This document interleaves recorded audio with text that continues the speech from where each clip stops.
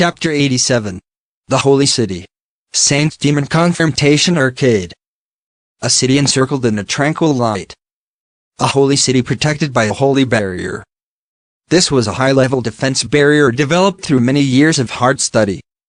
This barrier prevented uninvited outsiders from entry and protected the city for over 1,000 years. It is truly the personification of the citizens' prayers. It can even block sunlight, permitting the city's natural light to be regulated. It is thus brighter in the afternoon and dimmer at night. The temperature inside the barrier is mostly fixed throughout the year, creating amusingly cool summers and warm winters. And thanks to the isolated farmlands, they are able to harvest any season's crop throughout the year. A paradise where no one starves. Every child receives equal education and every citizen is employed. A paradise of law and harmony. Such is the holy city Rubarius of the Holy Empire Rubarian. Hinata walked down the path leading to the great holy chamber. The gentle warmth that enclosed her seemed to soothe her heavy heart. This country is wealthy. No one hungers or sleeps in the streets. Everyone is given a role that they respect. They wake up at the sound of the morning bell and fall asleep at sunset. Those with superior abilities help those with inferior ones. And this harmony ensures that the citizens' happy life continues. A land of equality under God. This reality called the Holy City unfolded before her. Hinata looked at the faces of nearby citizens. They all had a peaceful smile on their face. But she couldn't help feel that something was wrong whenever she was in the city. She could transfer from the Grand Cathedral in the Holy City Rubarius to the Ingracha Kingdom's Western Saints Church in a split second. These two cities were connected via a grand magic circuit. Ingracha's capital was the most advanced city in the world and housed both the Council and the Freedom Association. Thus, in order to spread the church's teachings there, they prioritized the creation of a direct access into the city. In fact, around 600 years ago, Ingracha Kingdom and the Holy Empire Rubarian switched barrier magic for transfer magic and decided to connect their cities.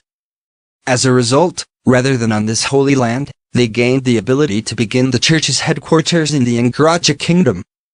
Hinata, however, found the holy city to be the perfect and sought to create a society that would not need to fight with neither Ingracha Kingdom nor any other state. She sought a society where the weak was not consumed by the strong. However, Ingracha Kingdom and the Holy Empire Rubarian was too mismatched. And that caused her to feel out of place. The free city Ingracha and the harmonious city Rubarius. Truly, they are polar contraries. And her discomfort only increased when looking at children's faces. She could hear children's voices coming from the school built adjacent to the great holy chamber. Perhaps running late, a few children were desperately running towards the building. Those who could run faster were grasping the hands of those who were slow. A common scene that was hardly problematic. Yet Hinata found it uncomfortable. What would happen in Ingracha? There was a school next to the church. So she often saw children playing outside. What was it like? At the crack of dawn, the belated children ran out the gates with a smile. Those too slow would not be able to learn. At that time, those who were quick had the proud look as if they acquired what was naturally theirs. What do you think would have happened to these children who would help others like the kids of Rubarius? Certainly, none of them would make it to the lesson and be yelled by the teacher. Of course, they only had to wake up earlier. Yet this was a trivial difference. But for some reason Hinata's uneasiness just wouldn't fade. What was different? Are those faster not kind? No, that's not it. Though they ignored the slower kids, they did not make fun of them. Moreover, the slow kids just blushingly laughed. They were having fun even while getting yelled at by the instructor. In that case, what about here in Rubarius? The kids all have the same facial expression. A peaceful smile. The same one as worn by the adults, satisfaction. And somewhere within that expression was a sense of rejection, hence the cause of Hinata's discontentment. She only started paying attention to this after the slime Rimuru mentioned his anger regarding the children. Though it must have been simple nonsense, Hinata accidentally mulled over his words. Hinata shrugged off these thoughts. She couldn't possibly show such a nasty appearance before the 7 celestial sages. Last time, immediately after being told that Veldora was reborn, she received a report from the monster's country Tempest. As a result, though the sages had called for her, for some reason they weren't able to meet with her. Thus, a week has passed. That being said, that might have been the first time she had met them as the 7 celestial sages. And noticed something she hardly cared about. Last time, when they were telling her about Veldora, was the first time she had seen them together. Before, she would study under each one and move on to the next one immediately after finishing the training. And, after graduating as a disciple, she had never met them while receiving her orders. At most, no more than 6 had gathered at the same time. That's just how weird these people were. They've been probably running around the world for some unknown reason. If that's the case, then Veldora's reawakening is an incredibly important event. Since Hinata had never personally endured Veldora's rampage, she was not astonished at the news, but could still judge its importance based on the response from the other nations. So she was probably right in delaying the trip to Tempest. But she couldn't just ignore a demon lord who was reigning so close to humans. And the presence of dangerous monsters only underlined the urgent need to defeat them all. But, was this fellow Japanese, who reincarnated as a monster, truly a hindrance that needed to be removed? According to their creed, he was certainly a wicked demon. So why does she feel so lost? Moreover, Hinata was self-reflecting. Feeling uncertain was unlike her. Thus mocking herself, she hardened her heart. Right, even she could feel lost. She lived in order to form an equal world without struggle. A world where children abandoned by their parents could live happily. Perhaps that was an idealistic and impractical goal. But for Hinata, who was about to resign herself to this fact, the church appeared the example of that ideal. Since then, Hinata would never distrust the church's creed and systematically worked to disseminate it. Unlike her mother who clung to religion, she was at a position where she protected the creed. And that was the source of Hinata's confidence. Though she didn't believe in God, she would recognize it as long as it was of use. Attaining one's goal was more important. Thus, she had never weakened since joining the Western Saints Church. And now, for the first time ever, a struggle arose between her thoughts and the church's teachings. So she decided to seek advice from her instructors. Contented with this decision, she found herself standing in front of the great holy chamber's doors. Without wavering, she opened the door and entered. Ahead sat her instructors, the 7 celestial sages. Upon passing through inner chamber, she felt the air change. She was now inside the Empire's total defense barrier. This area was inaccessible from the outside by a barrier that would prevent anyone not invited from entering. Hinata proceeded forward in confidence. The path led along the mountain towards an estate.